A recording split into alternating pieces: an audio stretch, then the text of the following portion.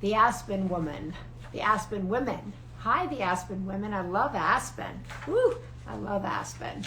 The Chronicle blog. Hi, everybody. Thank you so much for joining us. We were just on a few moments ago with the Home Edit Girls. How great were they? It was fun. It was light. And also, I'm a big believer in trying to declutter. I'm a perennial student of that.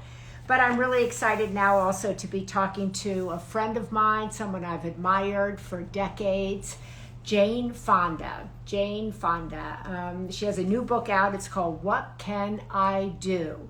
My Path from Climate Despair to Action. And it's really great. And every chapter ends with what you can do in simple ways. The climate is exploding all around us, and I called her up at the beginning of the week because we're here in California and there are fires all over the West Coast. People, you go outside and everybody's wearing a mask because of the smoke. And it's the southern part of the country, right? We have rain, we have tornadoes, we have hurricanes.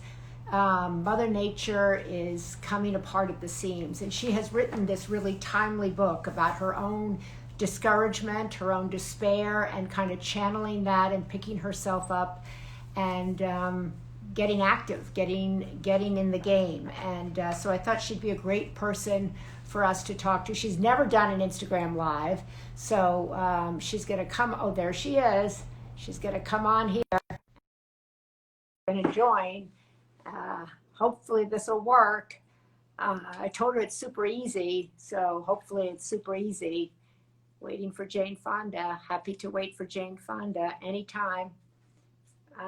Anyway, and this book is for sale. It just came out. And there she is.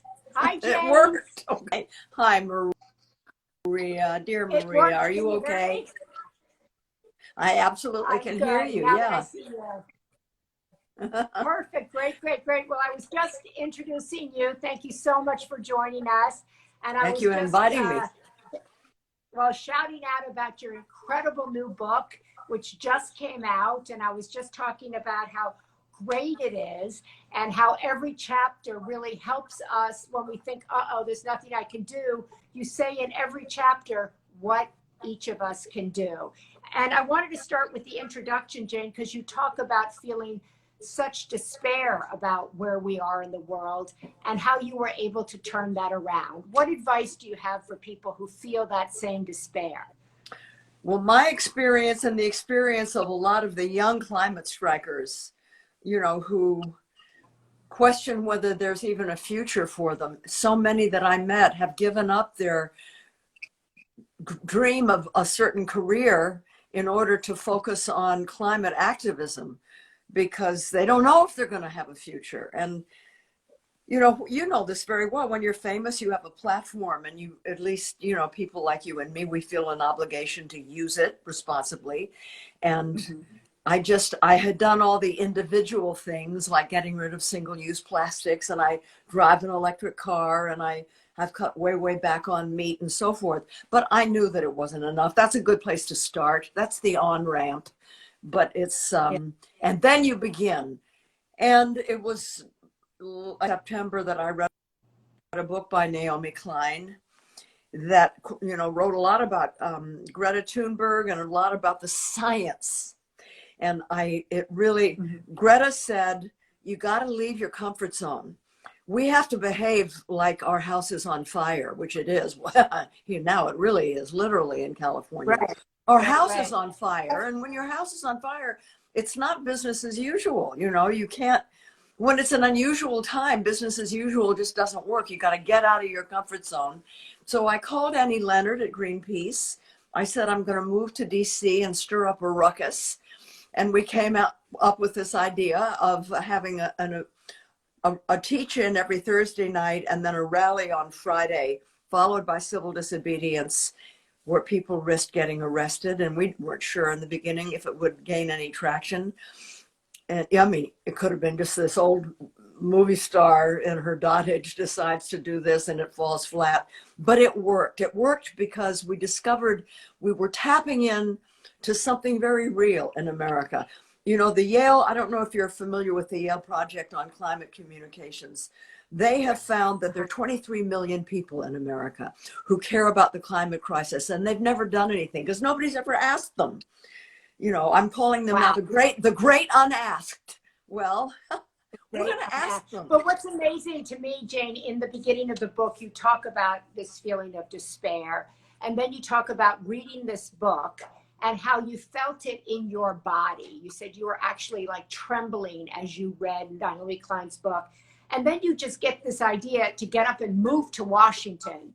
I mean, most people don't get an idea to get up and move to Washington and start Fire Drill Fridays. I mean, what made you think that you could do that? I don't know. I mean, my main form of exercise now are taking leaps of faith.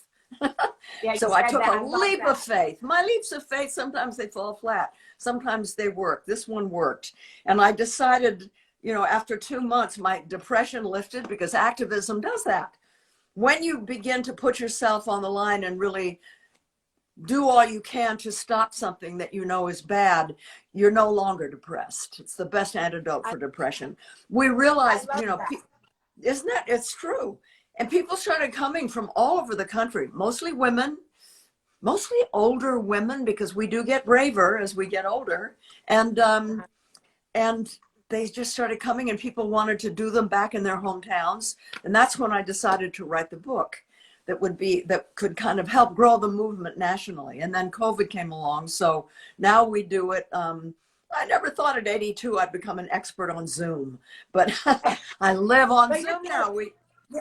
I should say Jane does this every Friday, so you can join her, go over to her account. She does this. But also in the book, I want to just say, because in the book, Jane, you said older women are at the core of the climate change movement. What do you mean by that?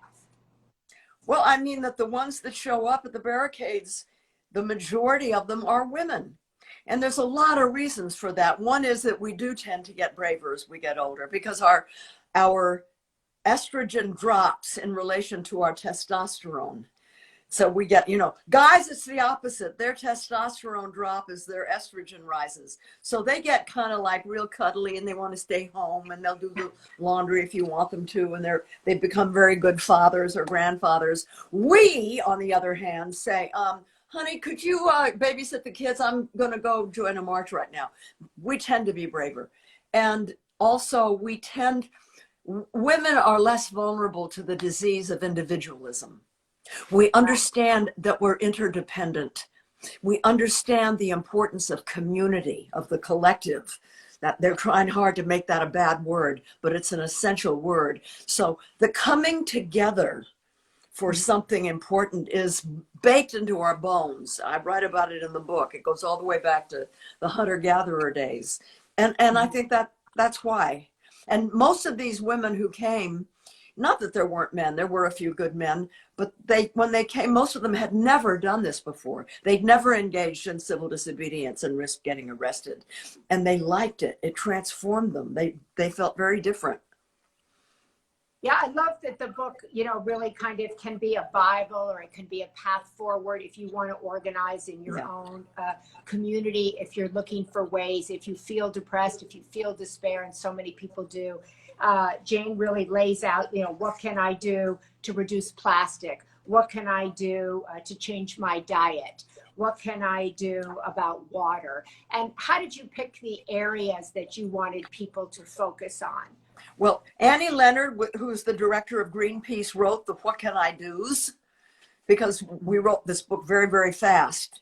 And, you know, so she wrote those. Now, you just listed some of the What Can I Do's, and they were very individual things. The primary thing we have to do is vote. Oh, yeah, I was going to get to that. Yeah. Yeah, we have to vote. We have to join a movement of Greenpeace, for example, or the Sunrise Movement, or, you know, it depends on who you are and where you are and how old you are. There's movements for these young kids. Mine is for older women and men, but join a movement that is strong and strategic and work in a group, not so much individually. That's the important thing to do. You talk in the book when you were having this idea about Fire Drill Fridays, before it had a name, you said, I'm really determined. I don't want to do this alone. I don't want to be a movie star that comes and just speaks on my own behalf. I want to be in a movement, because that makes you feel like you're less alone and that there are more people involved. But also, you can't do anything individually. Amen. Even you, mariashriver, you can't do something all by yourself. You have to have a movement. You have to have a movement to help figure out the strategy, because you want to be strategic. But also, there's strength in numbers. And look, there really is no parallel with what we're facing today. We're facing a civilizational crisis. This isn't a generational crisis. We are the last generation that can make the decisions that could save hundreds of millions of lives, because the scientists tell us for every half degree of warming, untold millions of people will die. I mean, what a responsibility. So we have to step up to that, and you can't do it as an individual. You need new laws, new policies, and you have to get rid of fossil fuel. And that's, people don't want to talk about fossil fuel. But we have to be brave and talk. You can't deal with a crisis if you don't name its root causes. And the root cause is fossil fuel. And the fossil fuel industry knew it almost 50 years ago, and they lied to us. And consequently, we lost time. We lost time, but there's a sense of urgency, I think, in the country today. And certainly you can see it all around you here. We both live in California. Our whole state is on fire. The whole West Coast is on fire. But I'm wondering, you know, you write in the beginning of the book that kind of climate change was out there for you before, that it hadn't really gone into your bones. And there are so many people for whom, like, climate change is still out there. How do you get this from out there into your heart to people to start trembling the way you write about? Well, you know, first of all, the COVID pandemic is a terrible crisis, and even more terrible because we have an administration that wants to solve it by herd immunity, which means millions of people will die. But what does it teach us? Because there are lessons to be, there are always lessons.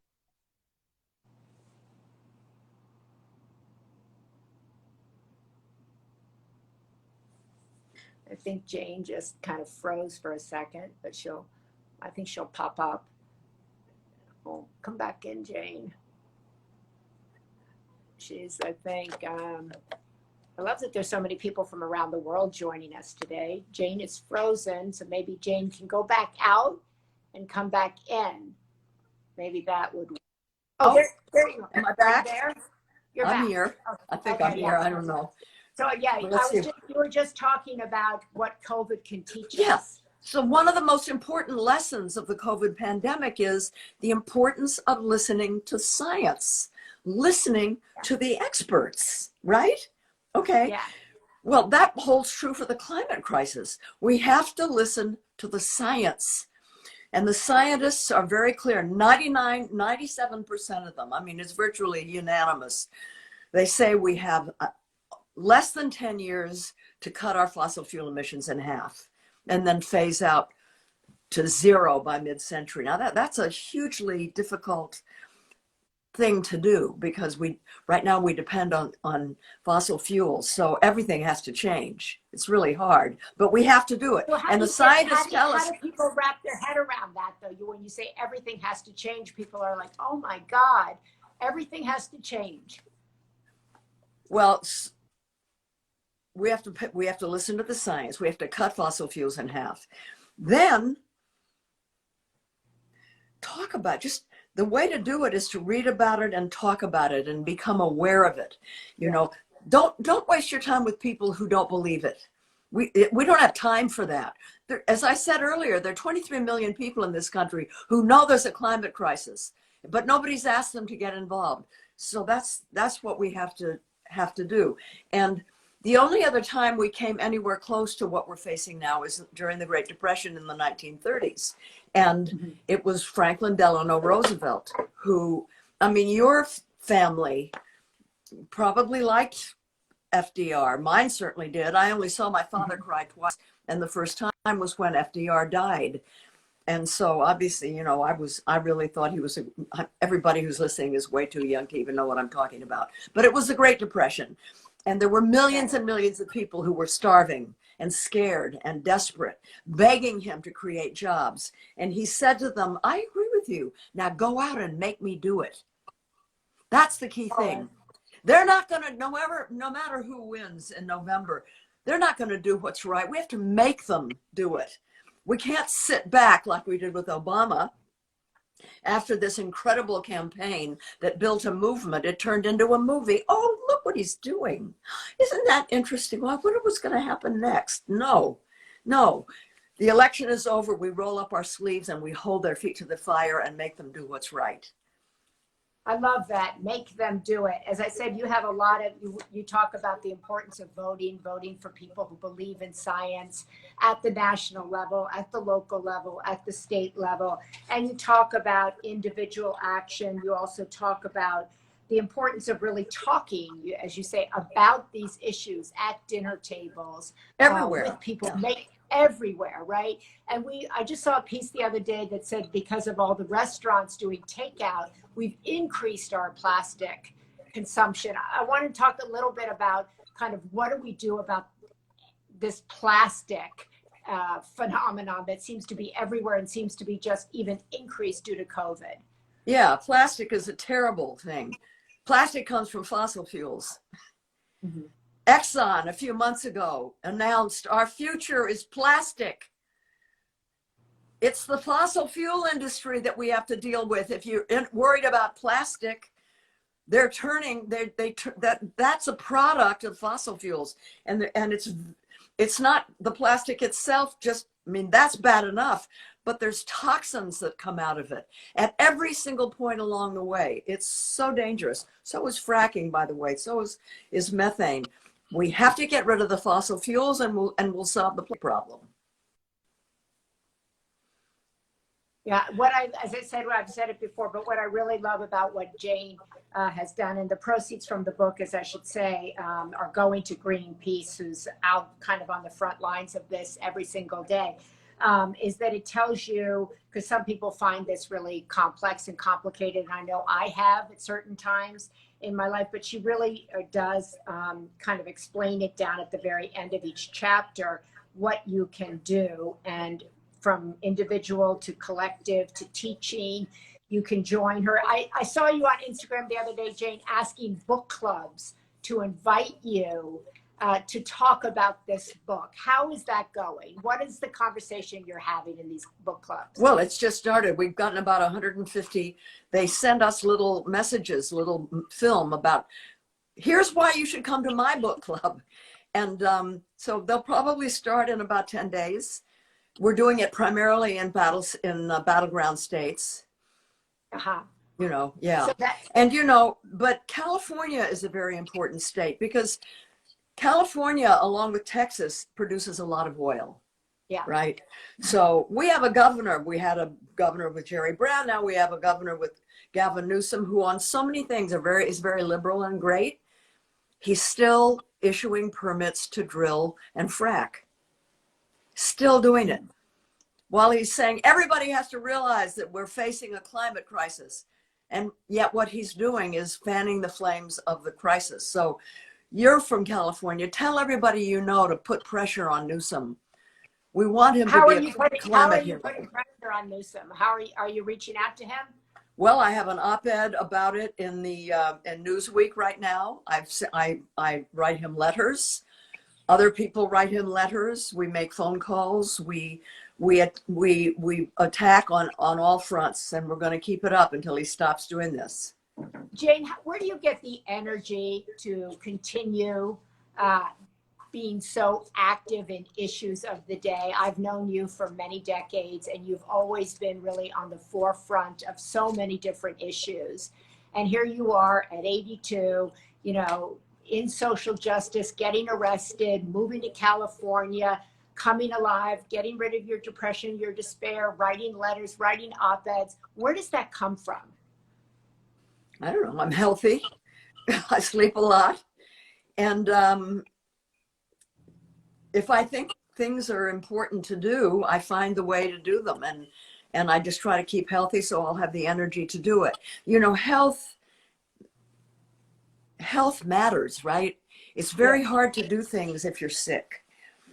It's hard to have the energy, and I'm blessed with good health, and I need sleep, so I sleep a lot, and I wake up ready to go.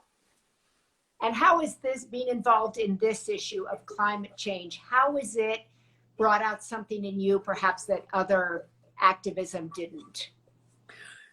Well, I've been involved. I mean, I've been an environmental climate activist for a long time, but kind of leaving my comfort zone, like Greta Thunberg exhorted us to do, and actually doing it, and then living it out for 4 months, made me feel this. See, we don't get many chances in life to put our bodies in alignment with our deepest values.